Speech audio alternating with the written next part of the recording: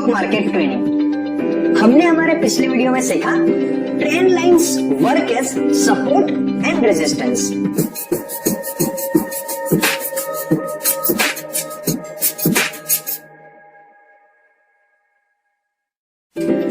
Our today's topic is technical analysis MFI, in which we will cover what is MFI, how is it calculated, how can we use this tool for trading purpose. Now what is MFI? Money Flow Index, जो तीन चीज को combine करके बना हुआ है। Money मतलब price, flow मतलब वॉल्यूम, इंडेक्स मतलब स्ट्रेंथ, जो प्राइस एंड वॉल्यूम और साथ में उसकी स्ट्रेंथ को शो करता है। सबसे पहले हम समझते हैं कि कैलकुलेट कैसे होता है। कैलकुलेट कैसे होता है? सबसे पहले कैलकुलेट होती है टिपिकल प्राइस। वो क्या होता है? High, low plus close divide by 3। High, low and close का एवरेज पिछली कैंडल का। उसके बाद कैलकुलेट होता है रो मनी फ्लो, जो टिपिकल प्राइस इनटू वॉल्यूम होता है। अगर हम यहाँ पे ध्यान से देखेंगे तो प्राइस वो मनी को शो करता है, वॉल्यूम वो फ्लो को शो करता है। उसके बाद होता है कैलकुलेट मनी फ्लो रेशियो। पिछली 14 period positive money flow divide by 14 period negative money flow. हमने यहाँ पे जो भी मनी फ्लो कैलकुलेट किया हुआ है न्यूमरेटर में आएगी पिछले 14 में से जो पॉजिटिव है उनका समेशन, डिनोमिनेटर में आएगी जो पिछले 14 पीरियड के हैं उसके नेगेटिव मनी फ्लो का समेशन, एंड लास्ट में money flow index equal to 100 minus 100 divide by 1 plus money flow ratio. चलिए एक एग्जांपल से हम समझते हैं कि एक्चुअली में ये कैसे होता है कैलकुलेट। यहाँ पे एक्सेल शीट के ऊपर मैंने एक एग्जांपल लेके रखा हुआ है। ये कोई भी आप स्टॉक का समझ सकते हो। उसकी टिपिकल प्राइस कैलकुलेट की गई, उसकी पिछली कैंडल का हाई, लो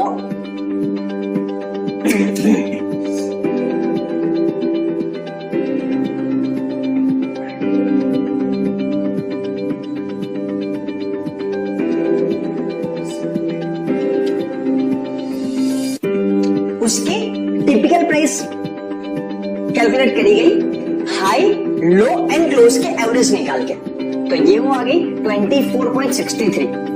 उसके next day trading day that is 6 दिसंबर 2010, उसकी आई 24.69। 7 दिसंबर की 24.99।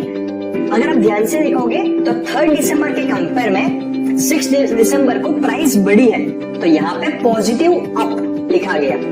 और यहाँ पे वॉल्यूम है, ये है रो मनी फ्लो। वो कैसे आया? टिपिकल प्राइस इनटू वॉल्यूम करेंगे तो आ जाएगा ये आंसर। यहाँ पे G4 इंटू I4 वो आ गया 3,02,976 और वो पॉजिटिव है तो हमने लिख दिया उसे पॉजिटिव मनी फ्लो के अंदर। सिमिलरली टिपिकल प्राइस 7 दिसंबर को बढ़ी है तो ये पॉजिटिव हो गया, 8 दिसंबर को बढ़ी है तो पॉजिटिव हो गया,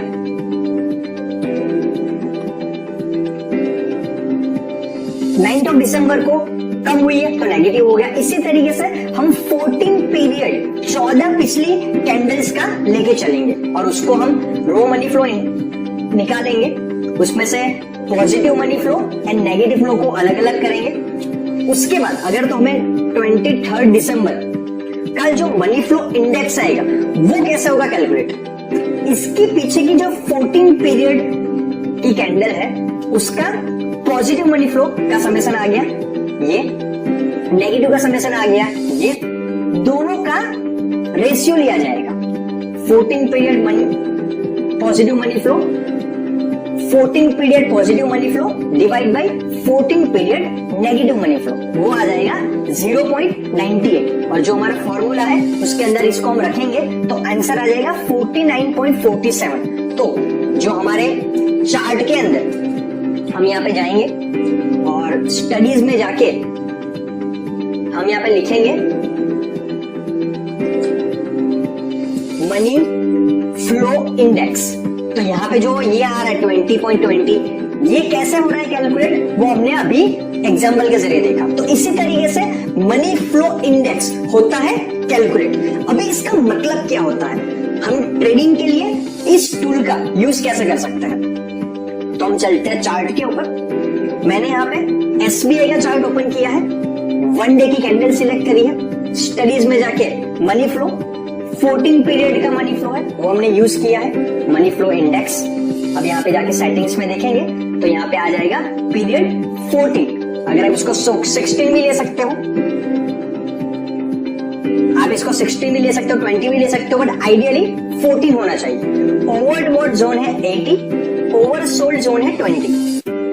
इसका क्या मतलब होता है, जब भी स्टॉक, अगर मैं इसको थोड़ा बड़ा कर देता हूं, जब भी स्टॉक का मनी फ्लो इंडेक्स 20 से कम जाएगा तो वो आ गया है ओवरसोल्ड जोन में, कि वो जितना सोल्ड होना चाहिए उससे ज्यादा सेल हो चुका है, तो डेफिनेटली वो वहां से बाउंस बैक करेगा और वहां से ऑफर जाएगा। तो अगर हम ध्यान से यहाँ पे देखेंगे तो इस जगह के ऊपर वो 22 मई को वो था ओवरसोल्ड जोन के अंदर, और उसने कुछ ही दिनों के अंदर यहां से लेके यहां का मूवमेंट दिया। तो मनी फ्लो इंडेक्स में 3 लेयर बहुत इंपॉर्टेंट है। पहले बिलो 20, ये जोन कहा जाता है ओवरसोल्ड। अबव 80, ये कहा जाता है ओवरबॉट, एंड बिटवीन 20 to 80 ये नॉर्मल जोन है।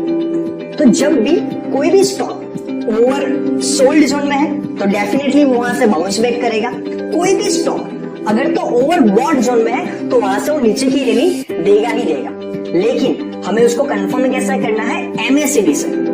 और अगर तो MACD and money flow index दोनों अगर तो आपको सेम डायरेक्शन का ट्रेड दे देता है, देन डेफिनेटली आप बम्पर प्रॉफिट अर्न करने वाले हैं। अगर हम यहाँ पे ध्यान से देखेंगे तो इस जगह के ऊपर एमएसीडी ने बुलिश क्रॉसओवर दिया है, यहाँ पे वो ओवर सोल्ड जोन के अंदर है। तो आप ध्यान से देखोगे कि आप यहाँ पे कितना प्रॉफिट अर्न कर सकते थे। यहाँ पे उसकी प्राइस थी 151 और वहां से लेके वो यहां तक गया हुआ था 191। It is approximately 20% within 1, 2, 3, 4, 10 to 15 days. तो money flow index and MACD आपको ऑलवेज कंबाइन में यूज करना है। सिर्फ मनी फ्लो को देख के आपको ट्रेड नहीं लेना है। चलिए दूसरा एग्जांपल लेके चलते हैं ओवरबॉट का। एग्जांपल लेते हैं रिलायंस का।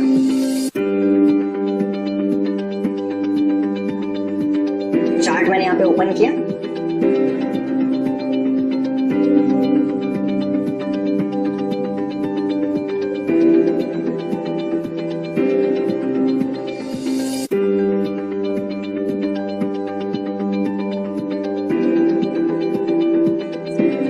अगर हम यहां पे देखेंगे 5 फरवरी को तो ये 80 के आसपास टच होने आ चुका है।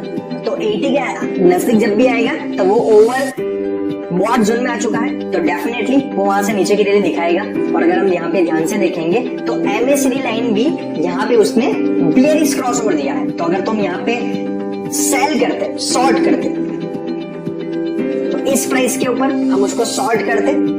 यहाँ पे प्राइस थी 1290 के आसपास और उसने यहां से यहां तक गया था 1212, नियरली 1210 के आसपास। ये अप्रोक्सीमेटली 10% जितना प्रॉफिट हुआ है विद इन 10 to 15 डेज। चलिए हम दूसरा एग्जांपल लेके चलते हैं।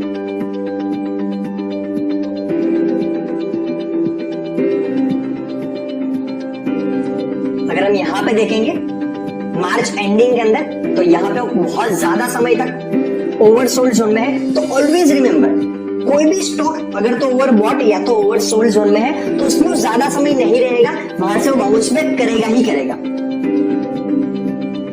बाउंस बैक का मतलब ये नहीं होता कि उसकी प्राइस कंपल्सरी डाउन जाएगी, वॉल्यूम भी कम हो सकता है। हमने जैसा कि देखा हुआ है मनी फ्लो वो प्राइस और वॉल्यूम दोनों का कॉम्बिनेशन की स्ट्रेंथ दिखाता है। तो यहाँ पे जैसा कि देखेंगे कि कुछ दिन अगर तो वो उसकी मनी फ्लो 3-4 तक गई हुई थी, तो ये 4-5 दिन तक वो ओवर सोल्ड जोन में था, यहाँ पे एमएसडी ने उसको बुलिश क्रॉस ओवर दिया और यहां से लेके प्राइस गई थी 880 से लेके 1500। विद इन 1.5 मंथ्स आपका प्रॉफिट हो सकता था 70% के आसपास। Isn't it amazing?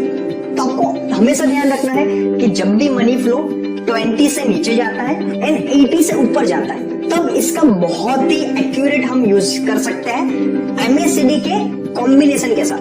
दूसरा, हमें यह भी ध्यान रखना है कि जो ब्लू चिप स्टॉक्स होते हैं उसका जनरली मनी फ्लो 40 to 60 रहेगा और बाकी जनरली स्टॉक्स का मनी फ्लो 20 to 80 के बीच में रह सकता है। चलिए और एक एग्जांपल लेके चलते हैं।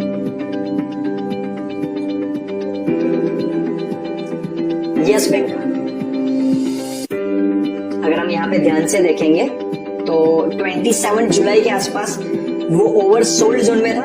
यहाँ पे एमएसडी ने बुलिश क्रॉस ओवर दिया। अगर यहाँ पे हमने एंटर किया होता 11 रुपीज के आसपास और वहां से वो प्राइस गई थी 17 रुपए के आसपास। ये अप्रोक्सीमेटली प्रॉफिट है 50% के आसपास। विद इन 10 ट्रेडिंग डेज आप 50% प्रॉफिट अर्न कर सकते थे मनी फ्लो एंड एमएसडी के कॉम्बिनेशन को यूज करके। मनी फ्लो को अकेले कभी यूज नहीं करना है, या तो एमएसडी या तो बॉलिंजर बैंड, सपोर्ट, रेजिस्टेंस, पिछले हमने जितने भी टूल सीखे हुए हैं उसके साथ कंफर्मेशन लेके ही एंट्री करनी है। Always remember, a trade without confirmation it's like a suicide. तो आज के वीडियो के अंदर हमने सीखा मनी फ्लो इंडेक्स 0 से 20 के बीच में है तो ओवर सोल्ड दिखाता है। मनी फ्लो इंडेक्स 20 से 80 के बीच में है, वो नॉर्मल जोन है। ब्लू चिप स्टॉक्स जो बड़ी कंपनी के स्टॉक कहे जाते हैं जिनकी प्राइस 400 से 500 से ऊपर होती है, उनके अंदर ये रेशियो 40 to 60 है। 40 to 60 के बीच में वो नॉर्मल जोन में रहता है एंड 80 to 100 में वो ओवरबॉट जोन में है। जब भी ओवर सोल्ड में है या जब भी ओवरबॉट में है, कोई भी स्टॉक ज्यादा समय तक उस जोन में नहीं रहने वाला है। अगर तो आपको एमएससीडी भी डबल कंफर्मेशन देती है, आप ट्रेड में एंटर कीजिए, अपना एक्सपेक्टेड प्रॉफिट पहले दिमाग में रखिए, उतना प्रॉफिट लेके वहां से एग्जिट कर दीजिए। तो आज के वीडियो में इतना ही, मिलते हैं नेक्स्ट वीडियो में। Thank you very much.